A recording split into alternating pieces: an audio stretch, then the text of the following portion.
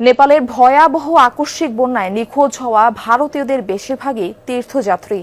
তিব্বতে অবস্থিত কৈলাস পর্বত ও মানস সরোবর হ্রদ হিন্দু ধর্মাবলম্বীদের কাছে পবিত্র স্থান, যেখানে নেপাল হয়ে যাত্রা করেন তীর্থযাত্রীরা। প্রতি বছরই হাজারো মাইলের দুর্গম পথ পাড়ি দিয়ে পবিত্র স্থানে যান বিপুল সংখ্যক মানুষ। শুধু হিন্দু ধর্মাবলম্বীদের জন্যই নয়, বৌদ্ধ, জৈন ও বন ধর্মাবলম্বীদের কাছেও গুরুত্বপূর্ণ স্থানটি। বিধ্বংসী হড়পা বানে বিপর্যস্ত নেপালের উত্তরাঞ্চল। হতাহতের আঁচ লেগেছে প্রতিবেশী দেশ ভারতেও। নিখোঁজ ও নিহতদের মধ্যে বড় অংশই ভারতীয়, যাদের সবাই হিন্দু ধর্মাবলম্বী।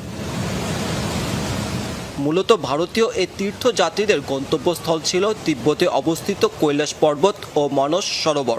পাশাপাশি অবস্থিত এই দুইটি জলতীর্থ কেন্দ্র হিন্দু ধর্মাবলম্বীদের কাছে পবিত্র স্থান হিসাবে বিবেচিত। নেপালের দুর্গম পথ পাড়ি দিয়ে সেখানে প্রতি বছরই যান হাজার হাজার ভারতীয়। হিন্দু ধর্মমতে কৈলাসে বাস করেন শিব ও দেবী পার্বতী, আর পুণ্যহ্রদ মানস সরোবরে স্নান করলে মিলবে পাপ মুক্তি। শুধু হিন্দু নয়, বৌদ্ধ, জৈন আর বন ধর্মাবলম্বীদের কাছেও বিভিন্ন গুরুত্বপূর্ণ স্থান হিসাবে বিবেচিত কৈলাস পদদেশের বিভিন্ন স্পট।